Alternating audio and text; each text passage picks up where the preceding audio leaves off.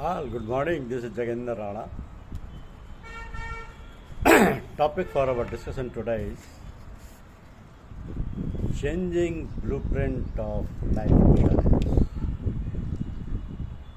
Changing blueprint of life insurance. Indian insurance sector has fortunately grown tremendously due to a strong regulatory environment, which is indeed critical for development of any sector of the economy. Regulations, however, is an evolving phenomenon. An insight into the psyche of the policyholders in the past reveals the traditional possessive Indian mind that insists on return on investment. So life insurance in principle is nothing but protection against uncertainty in life. Term insurance plan is a device to provide for contingency arising out of death during the term of the life insurance contract. So with the advent of privatization, the scenario has undergone a drastic change in favor of term insurance plan. So as a marketing strategy, the private insurers have placed a premium on term insurance in order to wean away the customer's mind from the savings to pure risk. Now, life insurance in India is primarily perceived as a tax-saving instrument, as risk is viewed only as a secondary advantage, if any. People hardly buy term insurance as much as savings or investment plans. If we look back in the year 1956, about 207 life insurance companies or cooperative societies were there, and in 1973, 107 non-life insurance companies were nationalized. So that was most critical time for insurance. For insured, because the insurance business was transacted by companies whose liquidity was not guaranteed. The main reason of nationalization of insurance industry were not spreading of insurance awareness, no full guarantee to the policyholders. Many insurance companies went into liquidation. Concept of trusteeship was lacking. No group insurance was there. Malpractices in the insurance business. No rural trust. No social security. But post liberalization scenario in 2000, the insurance sector was liberalized, privatized and globalized on the recommendations of Malhotra Committee as a part of the liberalization process of Indian economy. So in the nationalized period of life insurance industry, the low insurance penetration by PSUs, low insurance density in the economy and monopolistic situation was seriously felt. Now, Malhotra Committee recommended that the controlling authority of insurance sector should be a professional body rather than an individual person like the controller of insurance in existence prior to privatization. So a professional body called IRDA was formed under the new legislations, IRDA Act 1999 and the Insurance Act 1938 was amended. So to start insurance business in India, the company was to register with the IRDA, who has formed a stringent procedure apart from the formalities required under Companies Act 1956. Because of the stringent rule, only 21 private players and 13 in life and 8 in non-life were entered that time,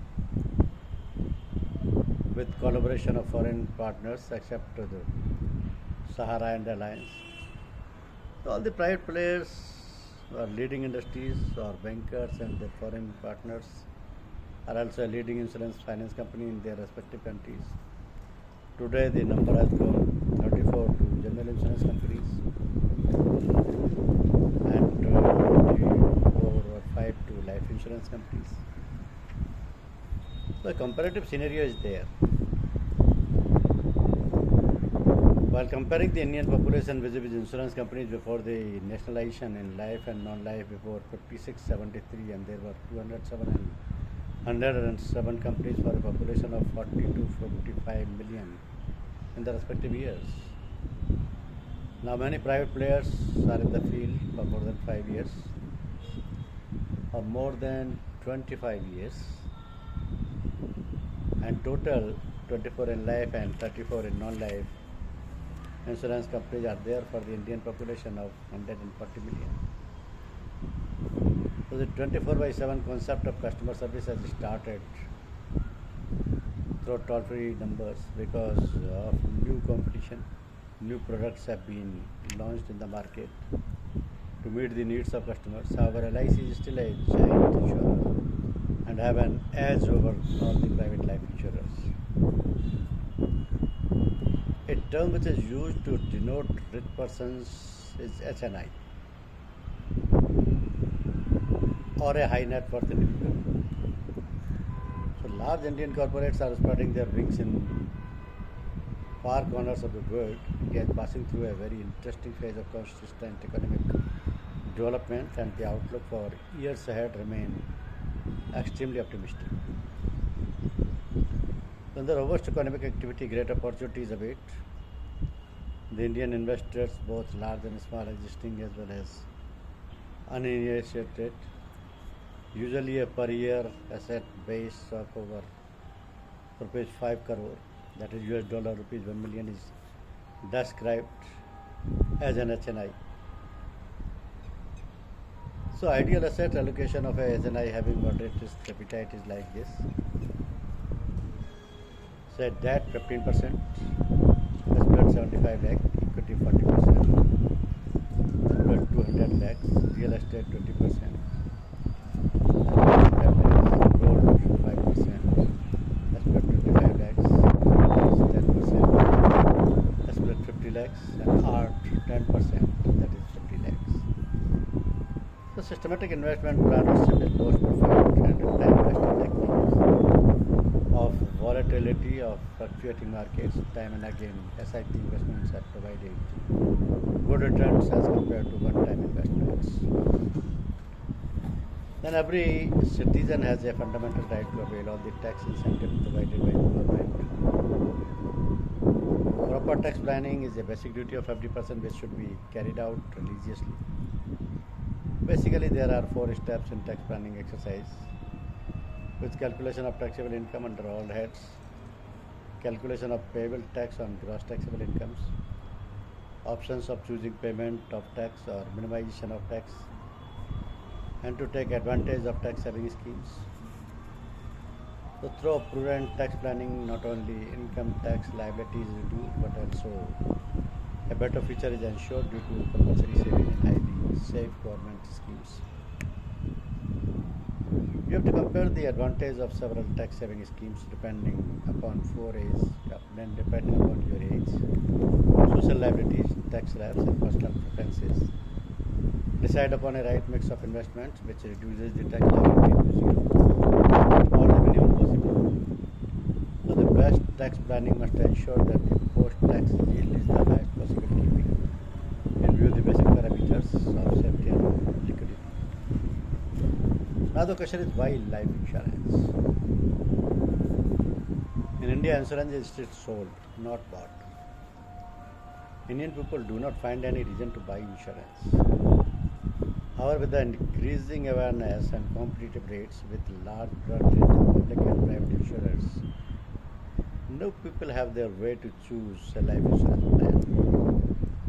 They have their own reason to go in for life insurance according to their personal needs. Mainly a life insurance policy has been for a intelligence life protection. The primary reason to have life insurance is to protect the income and family's financial future. Then savings. Another reason for life insurance is that it works as a long-term saving, thus giving the financial strength to achieve the life goal. And then next one, tax benefits. Life insurance gives tax benefits as applicable under the Income Tax Act 1961, which have considerably been reduced from this financial year in the budget. And investments.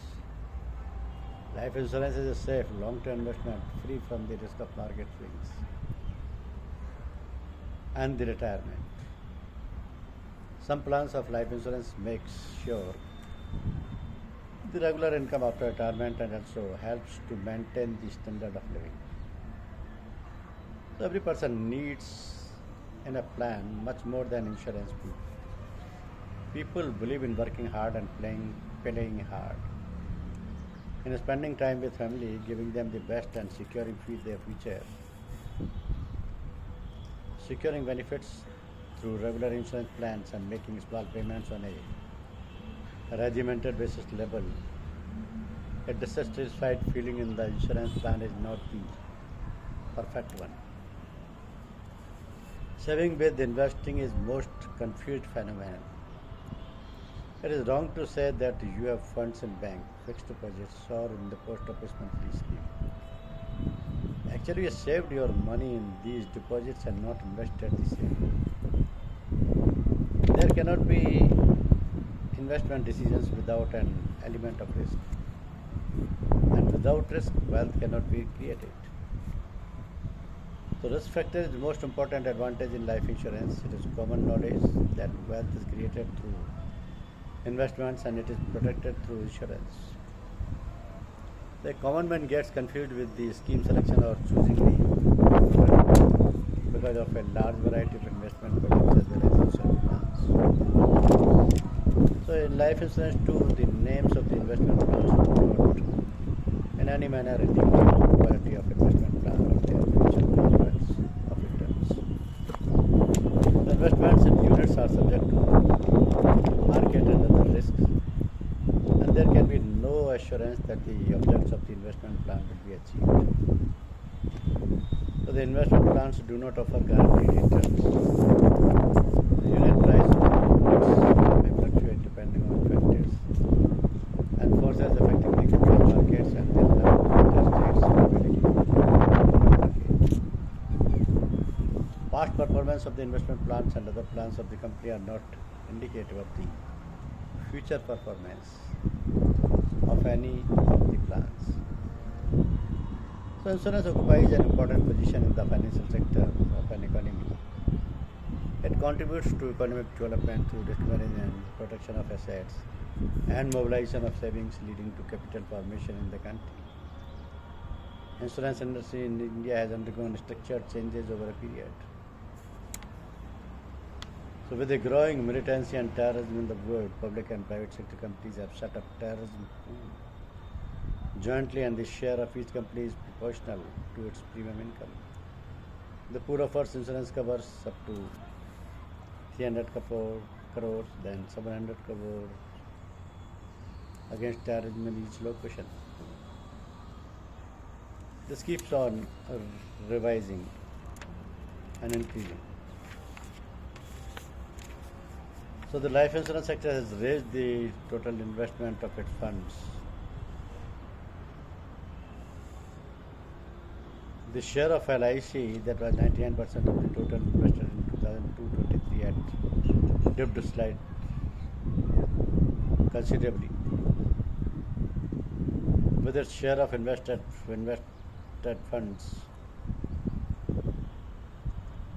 out of the total invested funds, the 4,28 crore of the industry as March 2025. Among the new players, 13 private life insurance companies in India have recorded a combined growth of 83% in new premium income. So some private players feel that the bonus of government guarantees did create a bias for LIC policies among the public, but they claimed that they were countering it by the strengths such as product sophistication and flexibility of the cover.